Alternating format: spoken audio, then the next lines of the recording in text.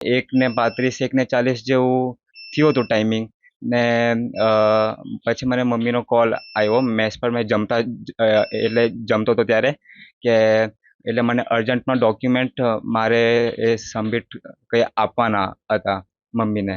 તો મેં પછી ફટાફટ ઉતાવળ કરી ને મેં કીધું હવે ફટાફટ રૂમમાં જઈને કોલેજ મારું 2 વાગે હોય તો ફટાફટ રૂમમાં જઈને એ ડોક્યુમેન્ટ મમ્મીને સેન્ડ કરું ને પછી એના પછી કોલેજ માટે નીકળી જાઉં, નહીં તો પછી એમાં લેટ થઈ જવા.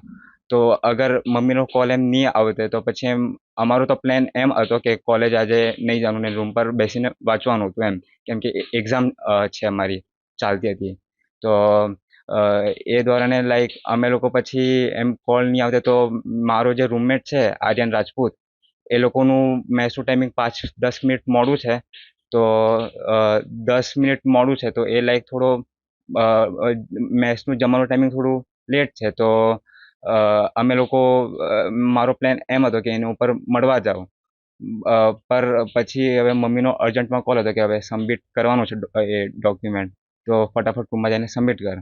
તો મેં પેલું પ્લેન ક્રેશ થયું ને 5 મિનિટ પહેલાં મેં ફટાફટ રૂમ પર જતો રહ્યો ને પછી પ્લેન ક્રેશ થયું. હજુ મેસથી આપણે હોસ્ટેલ છે અમારી જે હોસ્ટેલ બિલ્ડિંગ છે એ ખાલી વોકિંગ ડિસ્ટન્સ પર છે, એટલે લાઈક 100 થી 150 મીટરના ડિસ્ટન્સ પર જ છે એમ. અ, તો જ્યારે મેં એટલે હોસ્ટેલ પર પગ મૂક્યો ને પાછળ અમે લાઈક આખું પ્લેન એમ ધડાકો જોયો એમ. મારો રૂમમેટ રહી આર્યન રાજપૂત લાઈક એની ડેથ થઈ ગઈ, એ એક્સપાયર થઈ ગયો, ઓન સ્પોટ ડેથ હતી. અ, એ લોકો ટોટલ હવે મેસ 2 ફ્લોર પર છે, ફર્સ્ટ ફ્લોર ને ગ્રાઉન્ડ ફ્લોર. તો એ લોકોનું જમવાનું કમ્પ્લીટ થઈ ગયેલું હતું ને એ લોકો આપણે ફર્સ્ટ ફ્લોર ને ગ્રાઉન્ડ ફ્લોરના વચ્ચે પગથિયા છે, તો એ પગથિયા પર એ લોકો વેટ કરતા હતા કે બધા 2-3 જણા બધા સાથે થઈ જાય એટલે બધા 9 જણા છે તો અમે લોકો ભેગા જ જઈએ. તો એમાં એક જણાને બોડી પર બ્લડ હતું ને ફેસ પર બ્લડ હતું, બટ એમના સ્ટેબલ છે. ને બીજા 3-4 જણાને માઇનર ઇન્જરી છે, બટ એ લોકો બી સેફ જ છે. બીજા 3 જણામાંથી એક જણને સિવિયર ઇન્જરી છે. ને મારો રૂમમેટ આર્યન ને મારો એક ખાસ મિત્ર છે માનવ, એ લોકો બંનેની ઓન સ્પોટ ડેથ થયેલી.